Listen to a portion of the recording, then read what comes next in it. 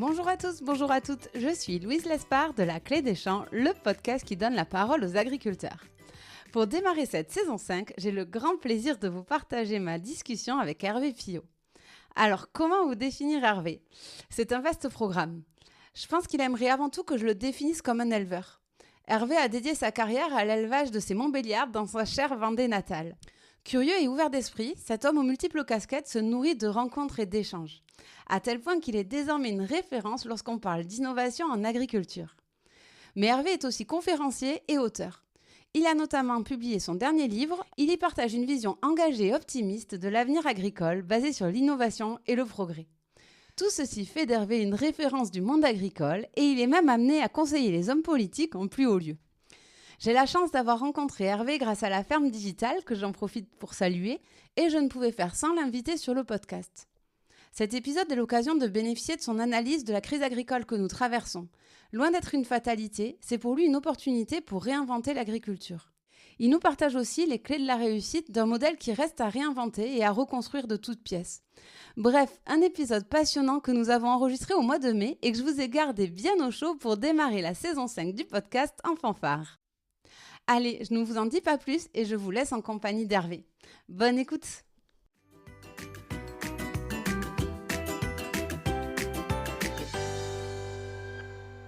Bonjour Hervé.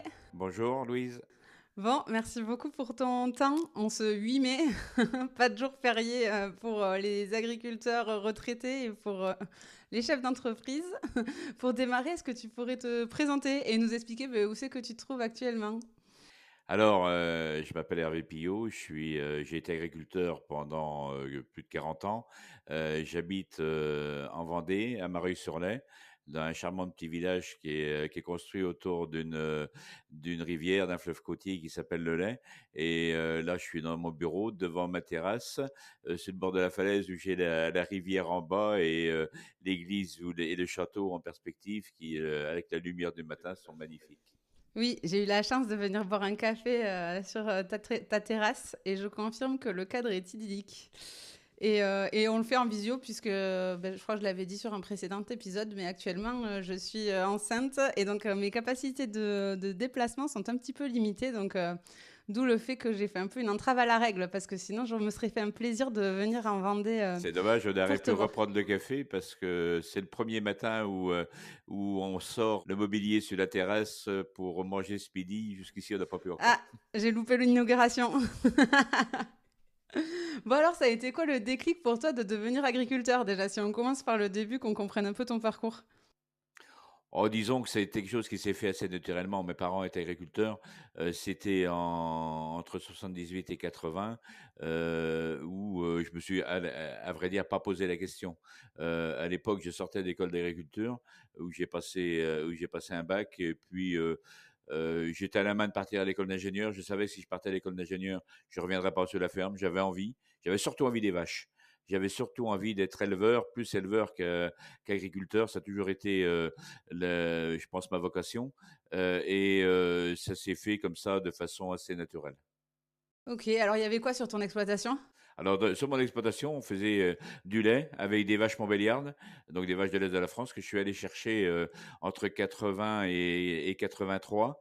Et toute ma carrière d'éleveur s'est construite autour de ça. Après, j'ai fait un peu de sélection de génétique, j'ai fait des concours un peu partout en France. On a sorti quelques vaches de rêve avec certaines qui ont des produits encore présents. Quand je retourne en Franche-Comté, je suis un peu chez moi. Et c'est un vrai plaisir de voir des animaux qui sont issus de mon troupeau, même si maintenant ça fait assez longtemps, ça fait 10 ans qu'on n'a pas, qu'il n'y a pas de taureaux qui sont sortis de notre élevage maintenant. Donc ça vit un peu, mais il y a toujours des souches, ils se rappellent tout le temps, donc c'est des choses qui font plaisir. Et ton exploitation aujourd'hui, elle est Alors pour devenue quoi? l'exploitation aujourd'hui, nous quand on a arrêté un de nos fils, aucun de nos fils, on a deux fils, ne voulait prendre la suite. Par contre, c'est leur meilleur ami qui a pris parce que c'est eux qui me l'ont proposé et qui l'ont un peu voulu comme ça. Et lui n'avait pas cette vocation d'élevage. Il est céréalier.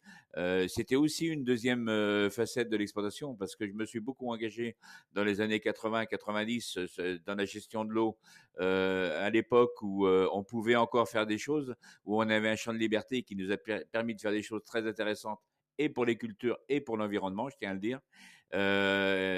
Son père était dans la même association qu'on a créée d'irrigation, était céréalier et lui a repris la ferme pour l'associer à celle de son père pour faire des céréales. Et nos animaux sont repartis pour les meilleures souches dans le Jura où on était allé les chercher. Et ça aussi, c'est une vraie satisfaction. Et alors, en parallèle de ta carrière d'éleveur, tu t'es investi, comme beaucoup d'agriculteurs, dans d'autres organisations avec des multiples casquettes, notamment syndicales un petit peu. Tu peux nous raconter cet à côté parce que je crois que ça joue beaucoup dans la suite de notre discussion et la suite de ton parcours aussi. C'est un point essentiel même parce que, comme beaucoup d'agriculteurs de ma génération, puis encore maintenant, je me suis engagé assez jeune chez les jeunes agriculteurs, qu'on appelait à l'époque le CDJA ou le CNJA, suivant comme c'était départemental ou national, mais c'était la même structure. Et c'est une formidable école de la responsabilité. Et j'ai été secrétaire général adjoint à cette époque-là, c'était au début des années 80. Et puis après, quand on s'est marié avec Christine, on a développé l'exploitation. J'ai un peu abandonné le syndicalisme et c'est là qu'on a travaillé à construire cette association d'irrigation pour réalimenter une rivière. Parce qu'on pompait dans la rivière qui est en bas de chez moi là, et on voyait que ça posait des problèmes. On avait des interdictions. On n'oserait même pas maintenant faire ce qu'on a fait à l'époque, et ça, c'est tant mieux qu'on ne puisse pas le faire. Par contre, on nous a donné les possibilités de pouvoir mettre en œuvre les moyens de réalimenter la rivière pour après prendre dedans pour pouvoir irriguer nos cultures. Et tout le monde s'accorde à dire que ce qu'on a fait est bon à la fois pour l'environnement et pour le territoire. Par contre, ça rentre plus dans les normes actuelles, donc ça ne serait pas possible, ce qui est profondément ridicule. Et alors, j'aimerais maintenant qu'on parle d'aujourd'hui. Tu as sorti un livre, Un monde sans fin, là, récemment, ce qui nous a amené, bon, ça fait 1 an qu'on doit faire cette interview, donc on l'aurait fait avant sinon, mais parce que tu as sorti précédemment 3 livres aussi. Tu avais ce besoin d'écrire. Pourquoi tu t'es inscrit dans cette démarche? Parce que pour le coup, autant s'investir dans des organisations à droite à gauche, c'est plutôt classique, même si ça le devient de moins en moins, ça avait la nouvelle génération, mais en tout cas pour les agris de ton époque, c'est assez standard, mais se mettre à écrire des livres, c'est encore une autre démarche. Alors là, pour parler de ça, il faut que je te parle de la troisième partie de mon engagement. Le premier, c'était avec les GIA. Le deuxième, c'était sur l'irrigation. Le troisième, c'est au début des années 2000, je suis revenu dans le syndicalisme FNSEA à ce moment-là, où Joël Limousin, qui était président de la FDSEA de la Vendée, me demande de revenir avec lui. J'étais président de mon syndicat local dans ma commune et il arrive à me convaincre de venir avec lui. Très vite, je me suis investi dans la communication digitale à partir de 2009-2010, il y a un congrès de la FNSEA qui était à Auxerre. Dans les sujets abordés, il y a la communication digitale et les réseaux sociaux. Et au retour, le directeur me dit, il faut que tu ailles voir ce que c'est les réseaux sociaux. Je vais voir ça, j'achète quelques livres. 10, il y a 15 ans, j'avais 50 ans déjà. Ouais, 52 ans, c'était en 2009, 52 ans. Et j'essaye tout par moi-même parce que je veux pas mettre en place des choses que j'aurais pas essayé. Très Oui, agriculteur, ça, non? oui, oui, oui, oui. Et puis la deuxième chose, je pense que c'est peut-être aussi un instinct paysan, c'est que je considère que les liens virtuels qui sont créés doivent conduire à des liens dans la vraie vie. Et à partir de là, je me fais un réseau de malades. Je côtoie des gens que j'aurais jamais imaginé côtoyer. Je garde comme un marqueur indélébile quand je vois sur Twitter un dimanche matin une personne avec qui je collaborais qui tweet un compte rendu de lecture qui était fait par Nicolas Bordas d'un livre qui s'appelait L'ère du numérique, un nouvel âge pour l'humanité, écrit par quelqu'un qui s'appelle toujours d'ailleurs, Gilles Babinet, que je connaissais pas. J'achète le livre, je le lis. Je fais moi aussi un compte rendu de lecture sur mon blog. Je le mets sur Twitter, je le tag, il me répond, ce qui était déjà pour moi exceptionnel. Et il me dit, il faut qu'on se voit. On dit, on se voit à 8h30, j'ai pas trop le temps. Il dit, ben, est-ce qu'on peut se voir du côté de Saint-Lazare? Je suis en formation là-bas. Et en fait, en guise de pas trop de temps, moi j'ai loupé ma matinée de formation et puis lui il a loupé ses rendez-vous. On s'est quitté, il était midi passé et en fait on s'est jamais quitté après. Ça a été pour moi un ascenseur assez exceptionnel. C'est Gilles qui après m'a emmené faire mes premières conférences. C'est lui aussi qui a été un petit peu, mais pas seul, à l'initiative de mon premier livre. Et là j'y arrive à l'écriture. J'ai pas eu moi la volonté d'écrire des livres. J'ai eu un privilège, je le considère comme ça, énorme, que de deux éditeurs, un pour les 3 premiers livres et puis un nouveau pour le dernier, me demandent d'écrire pour eux. Et c'est là qu'en 2015, je reçois un jour un appel ou un mail, je sais plus, de Christian Huyghe, le directeur de la recherche de l'INRA, qui me dit: «J'ai une autre petite activité, je suis directeur de collection aux éditions de la Fosse agricole. On veut depuis un moment écrire un livre sur le numérique en agriculture. On a vu ce que vous faites, on aimerait bien que vous nous l'écriviez». Bon, entre écrire des articles sur un blog et faire un bouquin, il y avait un petit peu, il y avait eu un pas énorme à franchir et puis, comme j'ai en moi une part d'inconscience, j'ai dit: «Go, on y va». Et je lui ai dit: «Par contre, je veux, qu'il soit illustré, je veux choisir l'illustrateur et je veux qu'on le sorte pour l'espace, suivant». Et on était là, Le SPACE, c'est le salon à Rennes. oui, on était, là au début de l'année. J'avais aucune idée du temps que j'allais mettre à écrire et comme depuis c'est devenu un ami, il m'a dit: «Là, je t'ai pris pour un fou». Et et par contre, il m'a été d'un soutien énorme parce que, chapitre j'ai fait un plan, on s'est vu, j'ai fait un plan. Quand le plan a été fait, il m'a dit: «Le livre, il est bien parti. Quand le plan est fait, le livre, il est moitié construit». En fait, écrire un livre, c'est comme, construire une simulation, hein, ou un bâtiment. On fait des plans, on va chercher les matériaux et puis après on bâtit. Au mois de juillet de la même année, le livre n'était pas encore sorti. Gilles Babinet me dit: «Je m'en vais faire une conférence avec des mecs super sympas sur l'île de Nouvelle-Canarie. Faut que tu viennes avec moi». Alors, c'est des choses qui se refusent pas, ça.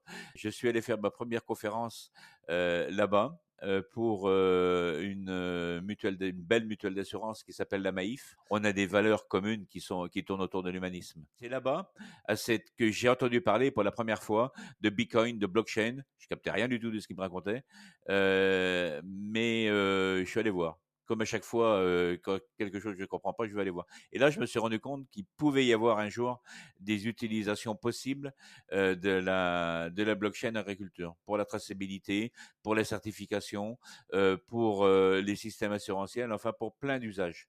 Et là, j'ai fait un deuxième livre qui s'appelle Agroeconomicus. Il a moins bien marché, je pense que je l'ai fait un peu trop tôt. Bon, après, j'ai commencé à être un peu plus connu. J'ai participé à plusieurs livres collaboratifs, dont un qui est super sympa, qui s'appelle L'avenir, c'est demain. 17 propositions pour 2035, qui a été édité chez Autrement et qui a été initié par un petit think tank qu'on a en Vendée qui s'appelle le CERA, le Cercle d'études et de recherche pour l'avenir, où c'était pour les 15 ans du CERA. Ils nous ont demandé à des personnes qui étaient intervenues de donner notre vision de 2035 et de faire ça sous forme un peu romancée. Je suis parti du postulat que je retournais sur ma ferme avec ma petite fille, que je promenais, je lui montrais. En fait, il y a des choses dans le dernier livre qu'on retrouve un peu de ça, et dans celui d'avant, j'ai carrément cité ces éléments-là pour la façon dont c'est construit. Puis donc en 2021, j'en ai fait un troisième. C'est le Covid en fait.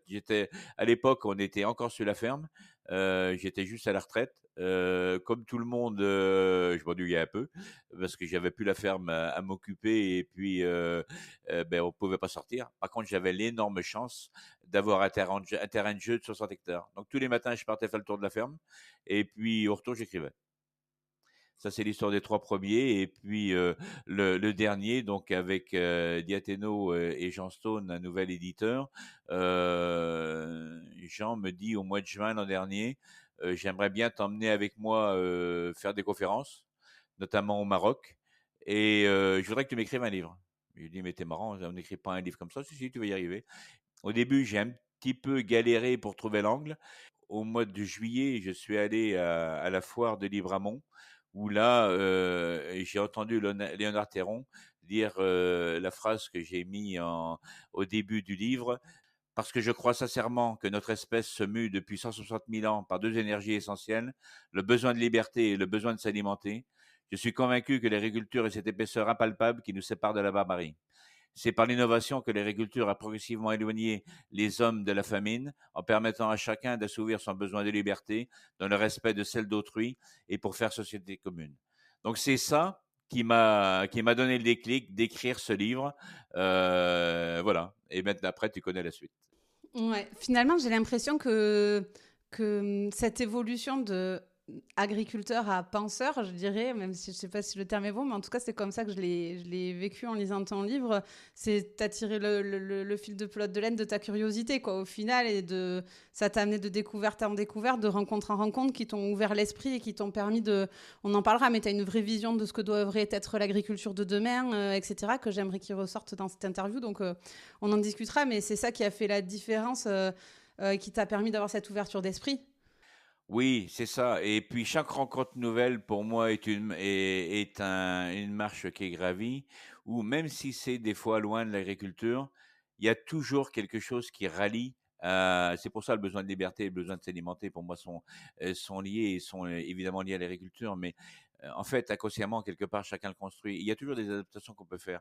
Et tous les gens que j'ai rencontrés dans les milieux d'innovation, j'ai parlé tout à l'heure de la découverte de la blockchain et du Bitcoin. À chaque fois, j'ai l'envie de voir, d'essayer de comprendre qu'est-ce qu'on peut en faire. Et c'est vrai pour toute la deep tech, qu'est-ce qu'on peut en faire en agriculture. Et je ne crois pas du tout à ce qu'on puisse fonder un avenir sur de la décroissance.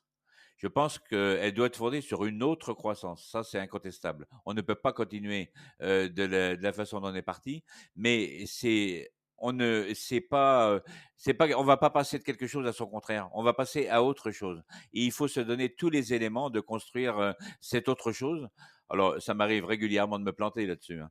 Mais c'est de ça aussi qu'on se construit en essayant un certain nombre de choses. Et c'est pas des gros échecs, hein, au pire, je suis la risée de mes copains des personnes que je côtoie, mais ça m'arrive depuis tellement longtemps que je m'y suis fait et je m'en enrichis même. Souvent, ils ne s'imaginent pas, mais c'est des choses qui enrichissent si on sait les dépasser. Alors, des fois, c'est pas facile.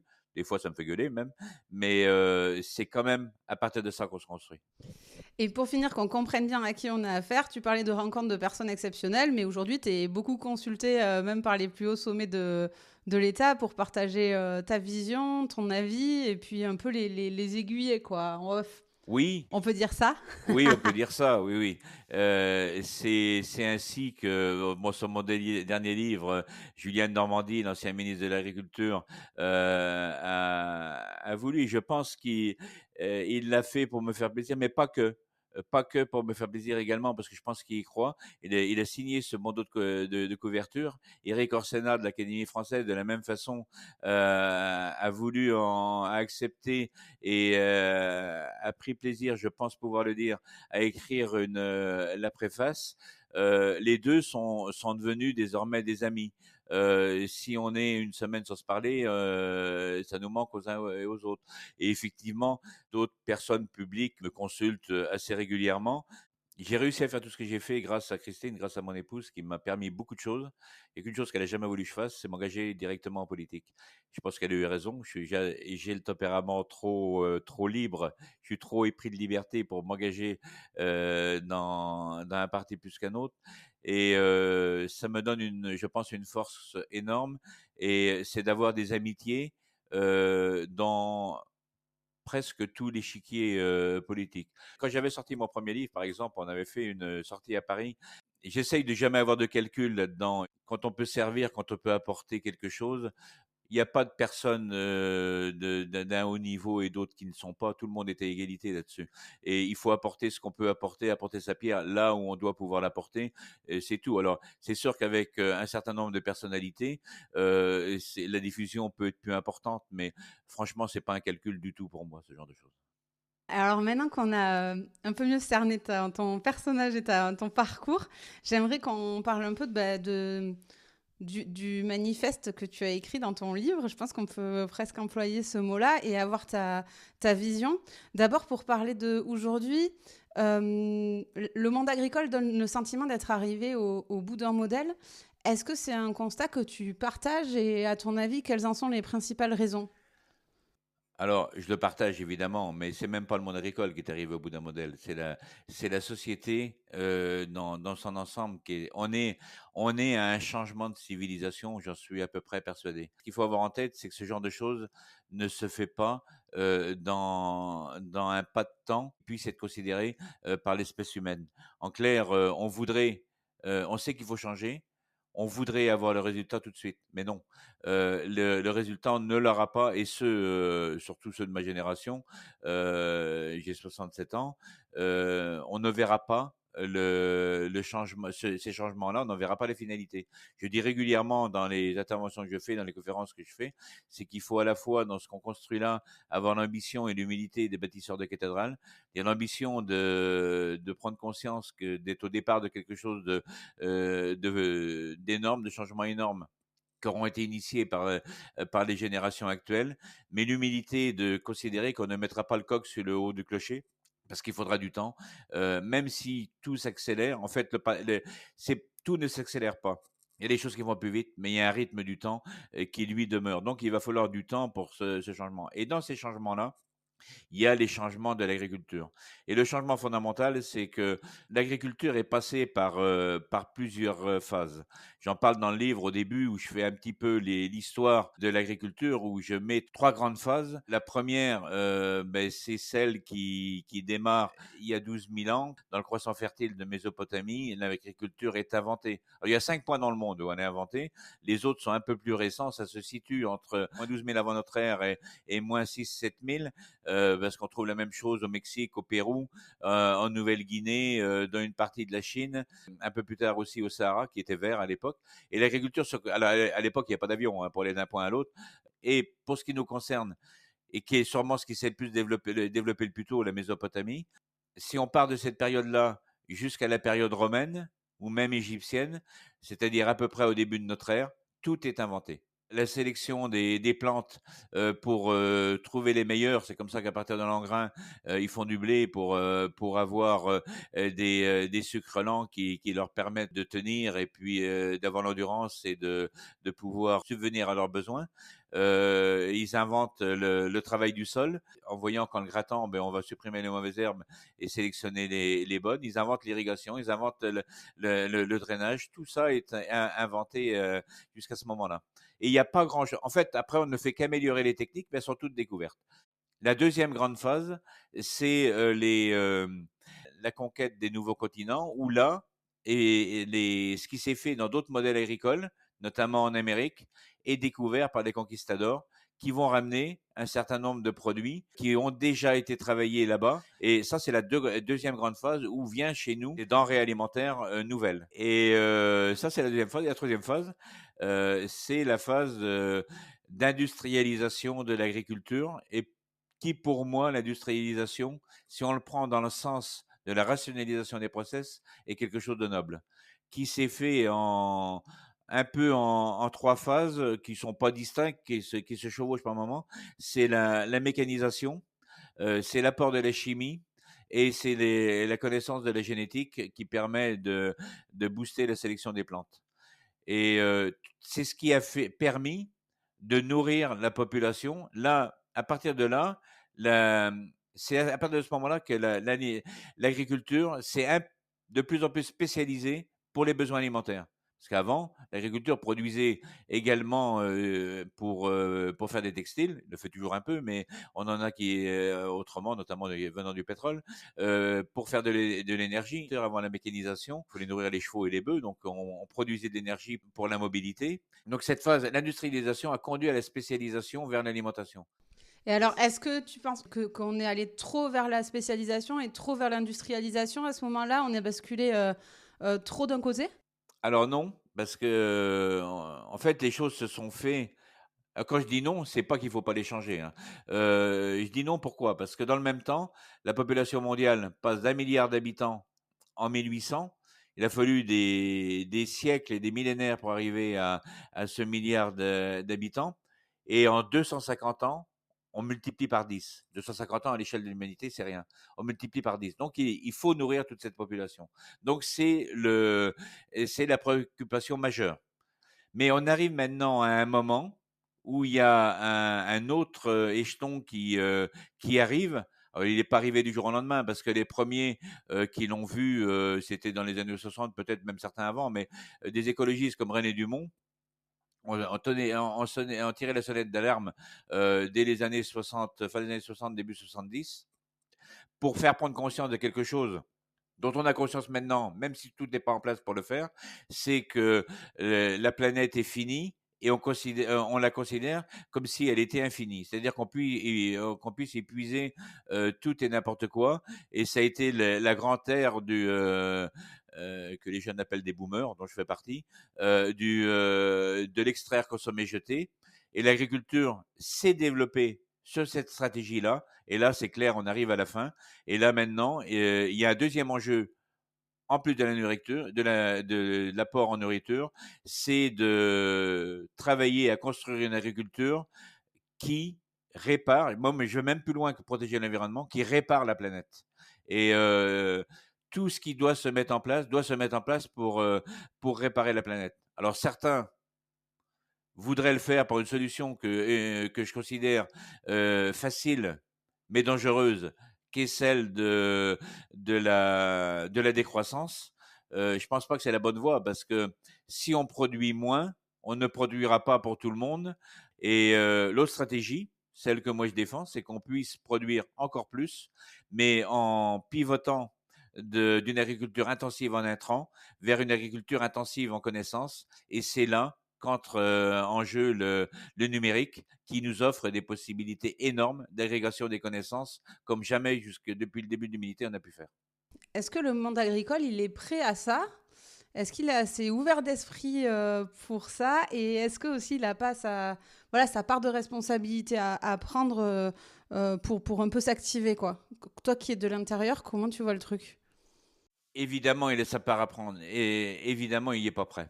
Je reviens à ce que je disais tout à l'heure, c'est des choses qui vont s'inscrire dans le temps où il y a forcément une inertie énorme dans ces choses-là. Et comme à chaque fois, euh, il y aura des précurseurs qui vont initier des choses, certaines qui sont intéressantes, d'autres qui le seront moins, d'autres qui ne le seront pas du tout. Mais l'échec fait partie de l'innovation. Il y a quelque chose que moi je l'ai mis dans le livre, même dans les deux derniers, que je veux privilégier. C'est la position telle que Hubert Védrine, l'ancien ministre des Affaires étrangères, l'avait écrit dans un livre qu'il a écrit pendant le Covid qui s'appelle Et après. C'est de prendre le parti, de privilégier, d'emmener 80% de la population dans 80% d'une démarche positive, plutôt que de vouloir quelque chose qui soit très élitiste, mais dans lequel on amènera peu de monde. Le deuxième élément, c'est d'accepter qu'il faudra du temps pour le faire. Ça ne veut pas dire surtout pas qu'il ne faut pas s'y mettre tout de suite. Bien au contraire, il faut s'y mettre tout de suite. Il faut avoir l'humilité d'accepter ce que je disais tout à l'heure, qu'on n'aura pas le résultat à l'instant T. Et le troisième élément, c'est accepter d'y mettre beaucoup d'argent. Donc là, il y a beaucoup de choses à revoir en termes de mobilisation financière. Et là, il y a plusieurs positions qui se confrontent. Est-ce qu'on doit passer par l'État, par un service collectif, par l'impôt pour redistribuer? Moi, je ne suis pas forcément favorable à 100%. Je dis à 100% parce que le libéralisme établi ne donnera pas de résultats, je pense non plus. Je pense que c'est quelque chose de mixte qui y arrivera. L'autre solution, je pense, c'est de construire un nouveau modèle capitalistique qui soit plus vert et qui oblige à aller vers des financements plus près des préoccupations environnementales. Je pense que c'est le mixte des deux qui donnera les meilleurs résultats, mais là-dessus, tout est à construire. Alors l'agriculture doit le comprendre. Je pense que au-delà de la capacité à comprendre le numérique, la capacité à comprendre les grands mouvements financiers, les grands flux financiers qui dirigent le monde, peu d'agriculteurs, pour ne pas dire quasiment pas du tout, n'ont les notions suffisantes pour ces éléments-là. Et pourtant, ça sera une part essentielle des stratégies pour construire l'avenir. Et justement, est-ce qu'aussi il n'y a pas un sujet d'organisation agricole à revoir? Je voudrais revenir sur le point, page 31, t'expliques comment c'est organisé le monde agricole au XXe siècle avec la construction des coopératives, des syndicats, etc. Et ensuite, je te cite, tu dis, en 60 ans, les choses ont évolué et se sont quelque peu désalignées. Les coopératives se sont massifiées, les organisations se sont structurées et l'agriculture s'est politisée. Est-ce que là aussi, dans les instances agricoles, il n'y a pas un vrai pivotage, je ne sais pas comment dire, mais à opérer pour être efficace dans les actions à mettre en place et réussir aussi à s'unir parce que, bah, mine de rien, il ne reste plus que 400 000 exploitations, 390 000, plus beaucoup d'agriculteurs et beaucoup, beaucoup de représentants d'agriculteurs. Est-ce qu'il n'y a pas quelque chose à faire ici aussi pour être plus efficace pour construire le modèle de demain? Incontestablement, oui. Le modèle d'organisation qui s'est construit euh, surtout à partir des années 50-60, parce que il a été initié à partir de Ménine, fin du 19e, mais avec les chocs, malheureusement, qui ont été les deux guerres mondiales, les choses ont un peu mis du temps à s'organiser. Une chose qu'il faut jamais oublier, c'est qu'à ce moment-là, on avait des colonies qui étaient capables de nourrir les villes. Et en fait, le grand choc de développement de l'agriculture, c'était la décolonisation, où il n'y a pas eu le choix, il a fallu développer l'agriculture. Et c'est là que véritablement, les coopératives, le syndicalisme ont vraiment été rendus opérationnels à partir de ce moment-là. Petit à petit, quelque chose qui n'est pas issu de la construction, de la même construction que l'industrie. Pourquoi? Parce que l'agriculture, les organisations agricoles se sont construites en réseau. Mais petit à petit, elles ont dévié vers une construction plus pyramidale. C'est ce qui a emmené à la massification des coopératives. J'en juge pas du tout parce que je pense que au moment où ça s'est fait, il y avait probablement pas beaucoup d'autres solutions. Oui, et puis, pardon, je te coupe, y compris les syndicats. Enfin, je vois ma grand-mère à la sortie de la guerre, ce que les syndicats lui ont apporté, et dans l'émancipation des femmes, et puis dans la construction d'un modèle collectif, etc. À ce moment-là, ça a été vraiment quelque chose de salvateur pour reconstruire l'agriculture à cet instant T, quoi. Oui. Alors, oui, c'est la même chose, mais c'est plus. On va se concentrer sur la France sur ce point-là. Je dirais qu'au niveau du syndicalisme, d'une région à l'autre, il y a beaucoup de différences. En fait, chez moi en Vendée, le syndicalisme est resté en réseau. C'est-à-dire qu'on n'adhère pas à la FDSEA ou à la FNSEA, on adhère à son syndicat local. C'est la même construction que la CGT dans les entreprises, dans les usines. On adhère à la cellule de l'usine et après, ça se construit au niveau départemental, régional, national, ce qui est une certaine construction pyramidale, mais je dirais que alors, si cette cellule de base ne fonctionne pas bien, le reste ne peut pas bien fonctionner. Et c'est sûrement une des lacunes actuelles du syndicalisme. Il y a à peu près 3 tiers en France. Il y a ceux où ça fonctionne bien. Moi, j'ai la chance d'être d'un département qui en fait partie. Il y a ceux où ça va, bon an, mal an, pas trop mal, et ceux où ça va pas. Est venu se greffer là-dessus après des, euh, des divergences d'idées qui ont conduit à une diversité syndicale. Je pense que quelqu'un qui s'investit en politique venant du syndicalisme, ce qui peut être respectable, ce qui est respectable, doit démissionner du syndicalisme pour le faire. Pour moi, il n'y a aucune compatibilité à associer les deux.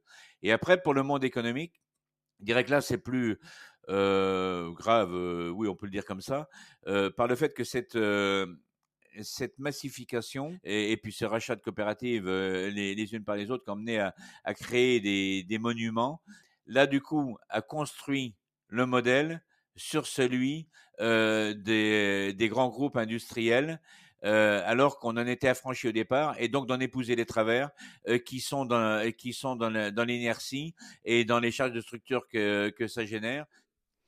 Pour clôturer sur cette partie, je trouve que pour illustrer ton propos sur les syndicats, ça a été assez frappant avec la crise agricole qu'on a traversée en début d'année, où au démarrage, les agriculteurs ont tous parlé d'une même voix quand ils sont descendus sur les routes et faire les blocages, et ça a été très puissant. Et puis finalement, petit à petit, chaque syndicat a pris la parole, et là, on a perdu en clarté du message, et sûrement que ça... Bah, mine de rien, sur le plan d'action à mettre en œuvre après, c'était plus aussi clair une fois qu'on s'est mis au travail et que chacun avait sa vision, quoi. Oui, alors là, il y a plusieurs choses. Il y a l'élément déclencheur de la crise qui, pour moi, est plus le fait de la suradministration et des normes et des contraintes qui viennent de partout qu'un problème de revenu. Même si le problème de revenu est considérable, et il faut surtout pas le négliger. Parce qu'en fait, quand on regarde bien, dans l'histoire, des crises de revenus dans telle et telle production, on en a vu d'autres. Et c'est pas souvent ce qui fait sortir les agriculteurs dans la rue, c'est d'autres éléments avec des normes qui veulent dire tout et son contraire. L'absence totale totale, peut-être pas vraiment totale encore, mais quoique, de pouvoir avoir des initiatives et le slogan "On marche sur la tête", en fait, veut tout dire. Le premier département, c'est le Tarn, je pense, qui a reversé des panneaux. L'idée est géniale, d'une part, et vraiment porteur d'un message fort. Je suis pas convaincu qu'il ait véritablement été entendu. Je pense que l'administration n'a pas pris encore la conscience. C'est pas les personnes, les fonctionnaires un par un qu'il faut, qui on serait à leur place, je pense qu'on ferait pas mieux. C'est le système, et c'est bien plus dangereux parce que c'est une espèce de nébuleuse, un espèce de bateau ivre. On ne sait pas par qui il est conduit, et quand on entend des choses, parce qu'on en est là quand même, où des ministres nous disent comme ça, on a conscience, mais on ne sait pas comment faire véritablement pour le faire changer, parce qu'on n'a pas la main sur toutes nos administrations. On rentre quand même dans quelque chose qui commence à devenir même un peu dangereux pour la démocratie. Et on en est là. Ça, les agriculteurs sont arrivés à un point où ils ne l'acceptent plus. Bon, et alors le côté positif, c'est que tu nous expliques dans ton livre que les crises ont du bon. Je te cite, loin d'être négative, la période que nous vivons doit être considérée comme une nouvelle aventure qui redéfinira l'agriculture, ou encore nous devons accepter l'instabilité créatrice liée à cette crise. Selon toi, comment on réussira à aller de l'avant? C'est quoi les principaux défis qu'on a à relever actuellement? Alors le premier, et je pense que c'est le premier combat qu'on doit mener pour faire le lien avec ce qu'on disait juste avant, c'est de retrouver le champ de liberté. C'est-à-dire que les instances politiques, l'État, l'Europe, parce que c'est à ce niveau-là que ça se traite, nous fixent un cadre suffisamment grand, mais incontestable, dans lequel on va pouvoir changer de modèle, dans lequel on va pouvoir travailler. On n'a pas besoin de l'État pour savoir combien de kilomètres de haies on doit faire, quelle essence on doit mettre dedans, parce que c'est étant au plus près du terrain, étant concerné, qu'on trouvera les meilleures solutions. Par contre, le cadre, quand il est défini, on ne doit pas en sortir. C'était le cas dans les années 80-90, quand on a fait nos réserves d'irrigation en Vendée, où on avait un cadre suffisamment grand, une collaboration avec les services de l'administration, et ce cadre, on savait qu'il ne fallait pas le sortir. Si on en sortait, on était pénalisé. Et je pense qu'actuellement, on a mis en place un carcan procédural pour ne pas avoir à punir. Et ce carcan-là, il faut l'accepter. Mais dans le même temps, il faut que les agriculteurs acceptent que l'objectif qu'on s'est fixé ensemble, on se doit de le tenir. C'est le cas, par exemple, pour les pesticides. Si je suis totalement d'accord sur le fait qu'il ne faut pas d'interdiction sans substitution, si on se fixe une échéance pour pouvoir passer à autre chose, on va prendre le glyphosate, qui est ce qui est le plus connu de tout le monde. Si on se fixe à horizon 2030 ou 2040, j'en sais strictement rien, ce qui est la bonne, on doit avoir passé à autre chose. Il faut tout de suite commencer à chercher des solutions. C'est déjà ce qui se fait. Sur cet exemple-là, c'est déjà ce qui se fait. Il faut qu'on passe à quelque chose de beaucoup plus proactif. Et il y a un chaînon qui manque actuellement, qui, à mon sens, n'est pas suffisamment considéré, c'est celui de l'industrialisation et aussi de la recherche, de l'innovation par des startups. Pourquoi? Parce qu'on a une recherche fondamentale, même il y a par moment à redire, globalement, on fait un travail intéressant, mais on est dans de la recherche fondamentale. Si on travaille sur les différents types de carbone, par exemple, dans telle couche du sol où ils sont, comment on veut réagir, c'est du fondamental. Les agriculteurs n'ont pas besoin même de totalement comprendre ce genre de choses. J'avoue que moi-même, je ne comprends pas tout là-dessus. Et de ces recherches-là, elles sont fondamentales par contre pour l'avenir. La recherche expérimentale derrière permet de tester ce genre de choses. Et après, on veut aller directement aux agriculteurs. Mais il y a un chaînon qui manque, qui va être de trouver des nouvelles molécules, de trouver des nouveaux process, d'avoir l'apport du numérique et désormais de l'intelligence artificielle qui nous permettra à la fois d'accélérer ces process et aussi de simplifier nombre de choses pour les agriculteurs. Et ce chaînon, il est à construire. Et je dirais que là, ça demande un changement assez fondamental dans la façon de faire. Et là, les organisations agricoles ont un gros rôle à jouer dans lequel ils ne sont pas du tout. Ici aussi, sur l'innovation, il y a le sujet de l'interaction entre les gens, entre guillemets, que les startups, on en profite de saluer la ferme digitale d'ailleurs, au passage, nos amis de la ferme digitale, mais dans lequel tu es très investi, au demeurant. Mais il y a un sujet d'acceptation du monde agricole de ces nouvelles solutions qui arrivent. Et il y a aussi un sujet pour les startups de ne pas arriver comme s'ils avaient la solution clé en main en roi. Il y a pareil, pour être efficace, il va falloir que ces deux mondes-là réussissent à collaborer et à se parler. Ah, mais c'est sûr. C'est sûr. Et il y a un certain nombre de start-upers que je connais et puis certains que j'aime bien. Et c'est parce que je les aime bien qu'à certains moments je suis dur avec eux, qui arrivent avec leurs gros sabots. Vous allez voir ce que vous allez voir. La solution, on l'a. Ça, les paysans, ils n'aiment pas. Euh, Pire chose à faire en arrivant dans le monde agricole. et faut qu'ils s'attendent automatiquement à être testés ou ils sont rejetés carrément. Là, faut qu'ils en prennent conscience et puis qu'ils en tirent les enseignements. Ou alors, ils, ils acceptent d'être un peu testés par les agriculteurs, parce que les agriculteurs adorent faire ça, et après d'évoluer avec eux. Dans le même temps, je pense qu'il y a quelque chose, il y a une vraie réflexion que les organisations agricoles doivent avoir, c'est d'être moins proche, je dis même à certains moments moins consanguin avec la politique et puis l'administration, et se rapprocher plus du monde de l'entreprise et du monde des startups. Quand on parle de suradministration, ça génère quoi en premier cette chose-là? Un temps considérable passé par les responsables agricoles à prendre tous les textes qui viennent en masse, à les rediscuter point par point, à passer tout leur temps à échanger. C'est vrai dans les comités de l'eau, c'est vrai dans plein de choses, de discuter avec l'administration, avec les politiques pour changer des virgules qui changeront Ouais, il rien y en a un fait. manque de pragmatisme. Oui. Je dirais qu'à la limite, il faut moins s'occuper de ça, puis dire basta un petit peu sûrement par moment et se rapprocher plus du monde des startups et de l'entreprise. C'est là que l'avenir se construira.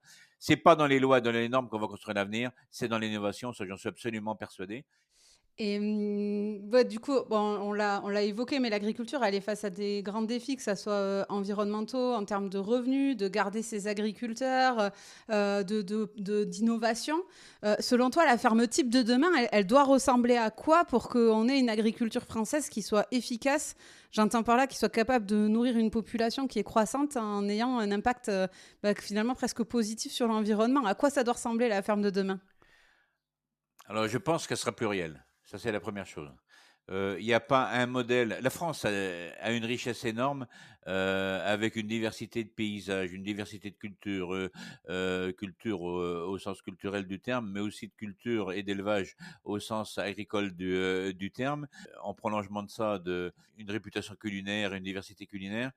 Donc, on ne peut pas avoir un modèle unique de la ferme France pour demain. Je me pose des questions actuellement sur un certain nombre de choses. J'ai lu récemment des choses qui me semblent très intéressantes, où on pourrait passer d'une course à la puissance, donc besoin énergétique, des tracteurs de plus en plus gros, des moissonneuses batteuses avec des coupes de plus en plus larges, des fermes de plus en plus grandes, peut-être à une course à l'intelligence. J'ai connaissance de Google, par exemple, met ça en place, des rovers, c'est des espèces de robots qui ont une approche des itinéraires culturaux fondamentalement différents de ce qu'on avait jusqu'ici. Parce que quand on parle de robotique en agriculture, en fait, ceux qu'on a actuellement, par exemple les robots désherbeurs, c'est ni plus ni moins que la houe. Et là, on peut passer à quelque chose de différent, où ces rovers passent en permanence sur les parcelles, les scannent en permanence, sont capables de voir une plantule indésirable. C'est la même chose pour la génétique, hein. Demain, je pense qu'on pourra sélectionner des espèces de plantes qu'on a oubliées depuis un moment, qui seront sûrement mieux adaptées au changement climatique inéluctable que celles qu'on cultive actuellement, et qui pourront se cultiver. Mais après, il y a toute une chaîne qui devrait s'instaurer, parce que si c'est de nouvelles plantes, c'est des nouvelles recettes, une nouvelle cuisine, etc. pour consommer. Donc, les vraies ruptures, elles seront là. Et la course au gigantisme dans les exploitations agricoles, je m'interroge beaucoup. La collaboration, je pense que ça sera une des solutions d'avenir. Un agriculteur à la tête d'un empire de 1000 ou 2000 hectares, je suis pas sûr que ça soit l'avenir. Mais je pense que un système collaboratif avec sur la même surface 10, 20 ou 30 agriculteurs qui ont chacun leur unité, qui cultivent en réseau, enfin qui cultivent, oui, et qui élèvent en réseau, où l'intelligence leur apportera, leur fera un apport essentiel, mais la connaissance fine de sa terre, de son sol, la capacité à prendre la bonne décision, à aider la machine à la prendre, l'homme, il faut qu'il soit au plus près possible du terrain pour le faire. Donc, je ne pense pas qu'on ira dans un modèle de gigantisme. Je pense qu'il faut surtout tendre à un modèle de ferme où l'agriculteur qui est dessus est heureux. Je pense qu'on n'en parle pas souvent en fait de cette approche de cette façon-là, mais je pense que c'est d'abord le bonheur des paysans qu'il faut penser avant la dimension de son exploitation. Et tu nous dis que l'agriculture, elle doit être plurielle. C'est pluriel à quel niveau c'est pluriel dans les services qu'elle va rendre à la société aussi? Elle est plurielle de 3 façons. Elle est plurielle, comme je le disais tout de suite, dans les dimensions d'entreprise qu'il y aura. Et moi, je ne juge pas des unes ou des autres, hein, toutes ont leur place. Elle est plurielle dans les productions qu'elle peut avoir, que ce soit en élevage ou que ce soit en culture de plein champ céréalière ou culture légumière ou arboricole et tout ça. Donc, quand on regarde bien ce qu'il y a en France comparé à d'autres pays, si on part de la viticulture jusqu'à l'élevage de porc, par exemple, ou de volaille. Je pourrais prendre plein d'autres exemples. C'est un mélange énorme. Par exemple, on n'est pas dans le cas du Danemark qui a quasi exclusivement de l'élevage et de l'élevage de monogastriques. Ça, c'est la deuxième pluralité. Et la troisième pluralité, c'est la pluralité des services.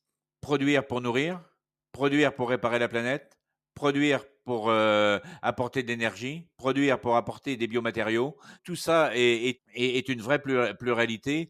C'est ce que Gabriel Alpern appelle l'hybridation de l'agriculture en mode senteur. Ouais, en fait, ce que tu nous dis, c'est que demain, un agriculteur, s'il veut pérenniser son exploitation, il devrait avoir plusieurs activités pour diversifier ses revenus. On le voit d'ailleurs, les nouveaux agriculteurs qui s'installent, hein, plus ça va, plus ils sont sur ces modèles-là. Et je les reprends un par un. Produire pour nourrir, bon, ça, on est à peu près bon.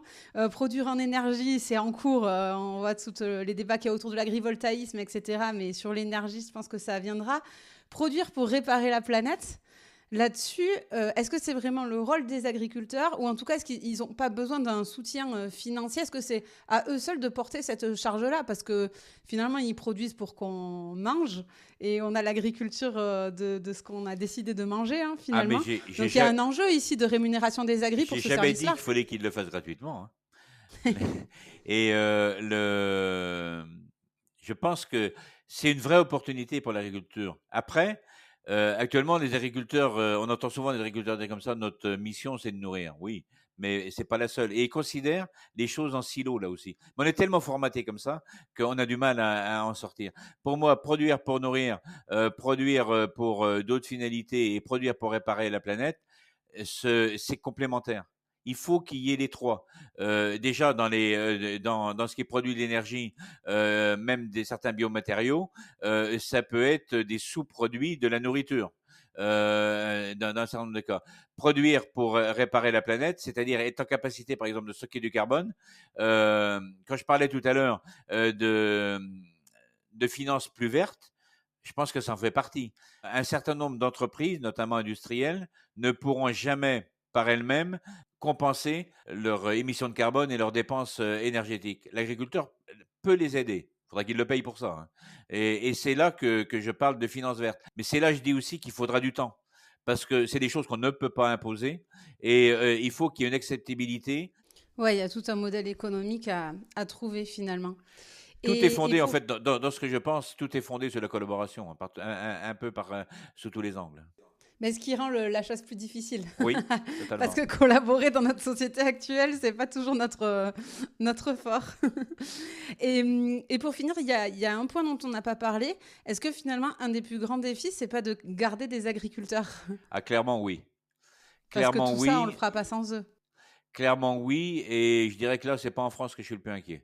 L'attractivité du métier d'agriculteur est quelque chose qu'il faut choyer, qu'il faut privilégier absolument et travailler. On est chez nous à 400 000 agriculteurs. Quand on parle, par exemple, de bienveillance de la population envers les agriculteurs, je pense que c'est le premier maillon d'attractivité, parce qu'il se trouvera forcément à un moment ou à un autre dans des familles, quand les parents sont bienveillants, on l'a vu avec ce qui s'est passé pendant la crise, pendant les manifestations, on a toujours eu une vraie bienveillance. Et les enfants de ces gens-là, moi je fais le pari que certains à un moment se diront, bon, métier, et mes parents me disent qu'il est bien, peut-être que je peux m'y essayer. Certains essaieront, certains réussiront, d'autres pas. Maintenant, ça, il faut qu'on le travaille. Pour le travailler bien, il faut aussi que les agriculteurs positivent leur situation, même si elle n'est pas facile. Pas te tromper, mais je pense qu'on peut faire mieux dans le domaine. Donc, Oui, parce que je te coupe, mais c'est vrai qu'il y a une communication un peu paradoxale où oui, d'un côté, on entend très très souvent que le métier d'agriculteur est très dur, que voilà, avec beaucoup de choses négatives autour sur toutes les raisons qu'on a évoquées.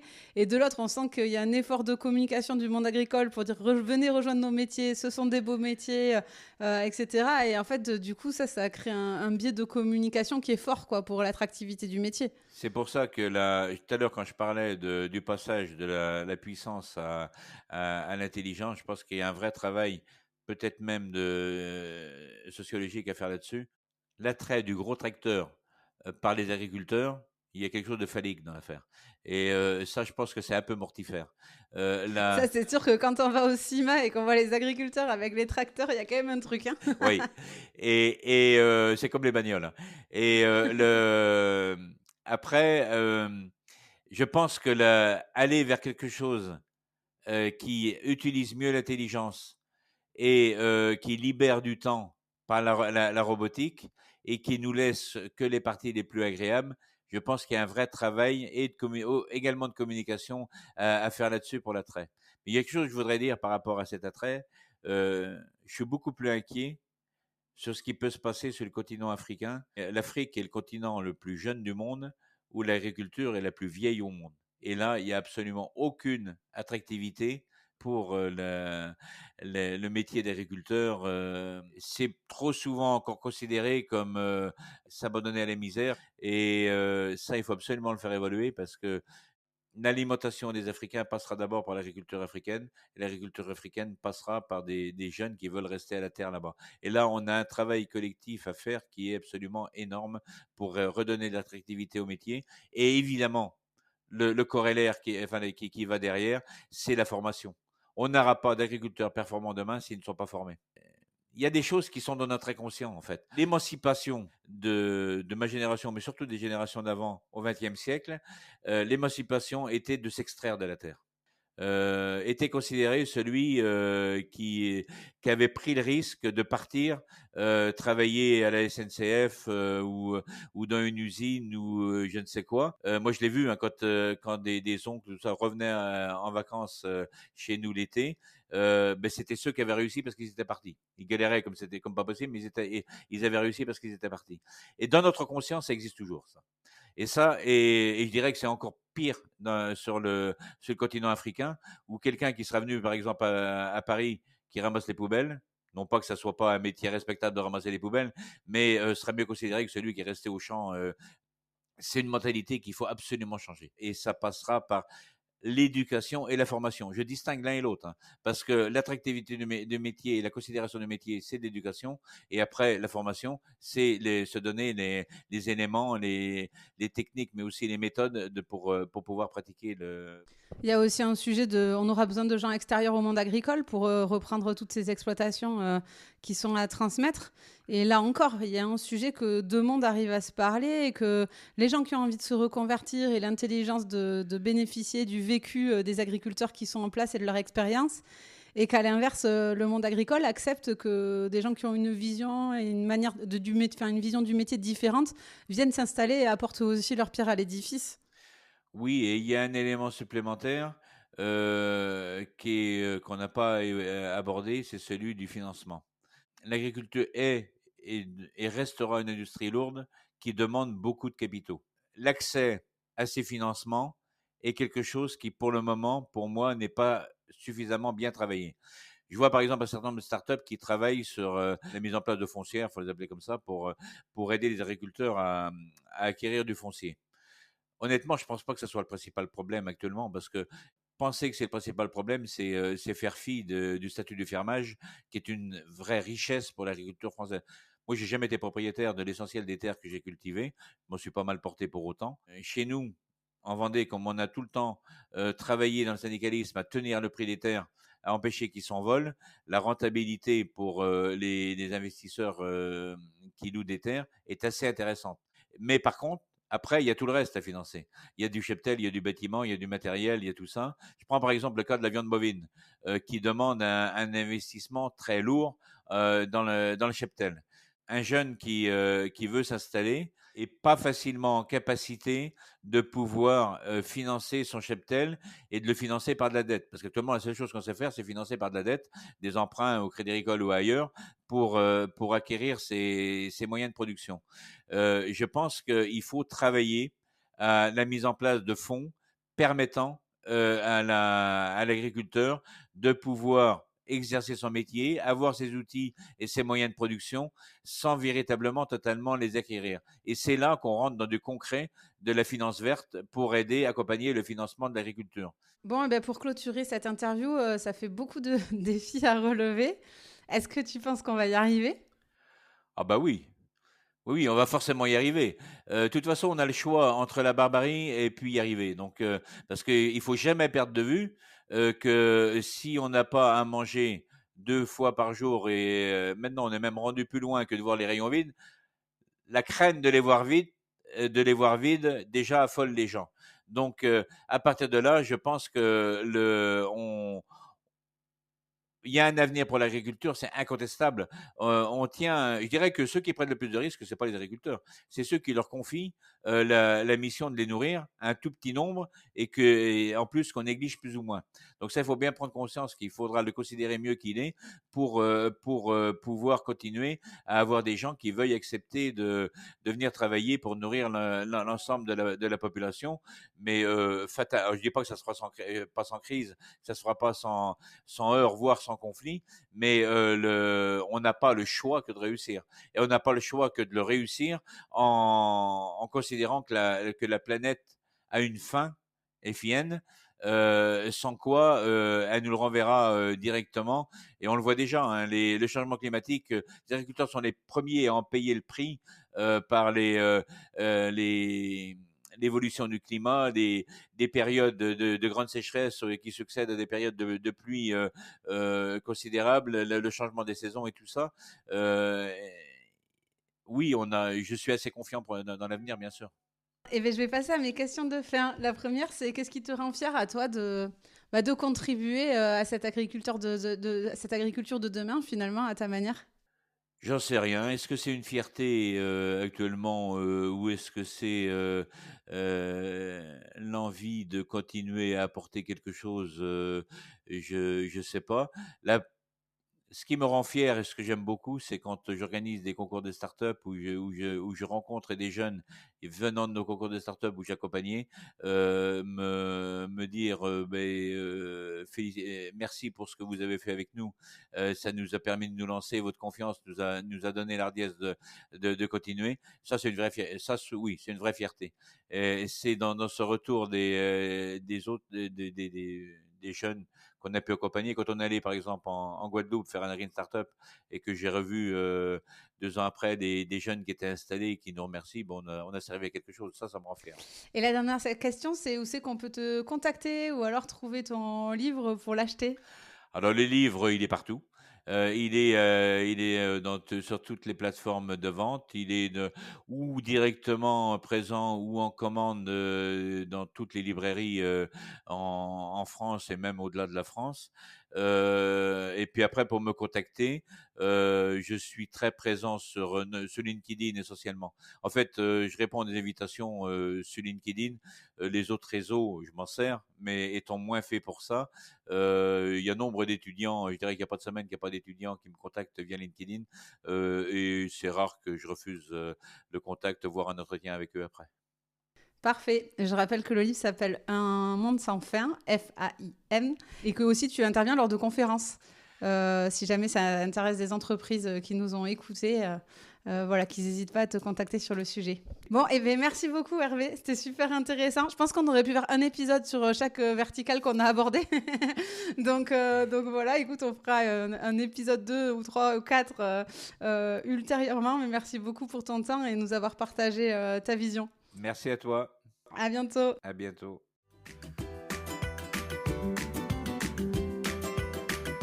Et voilà, c'en est fini pour aujourd'hui. Vous souhaitez aller plus loin dans la découverte de l'agriculture ? Si vous êtes dans une entreprise qui travaille au contact du monde agricole, sachez que la Clé des Champs propose des formations à cet effet. L'objectif ? Mieux connaître les réalités du métier d'agriculteur pour vous permettre de mieux performer dans votre job. Après avoir suivi un module e-learning où des experts reconnus vous expliquent les enjeux auxquels est confronté le monde agricole, vous partez passer une journée en immersion à la ferme avec vos collègues et maximum par groupe de 5 pour un véritable vie-ma-vie d'agriculteur. L'occasion de passer de la théorie à la pratique et de profiter d'un temps d'échange privilégié avec l'agriculteur qui vous reçoit. Plus d'informations et inscriptions sur www.laclédeschamps-podcast.fr. Et avant de partir, dernière chose, si le podcast vous plaît, n'hésitez pas à lui mettre une note 5 étoiles ou à en parler autour de vous. Ça m'aide énormément à faire connaître le podcast. Merci beaucoup et je vous dis à très très vite.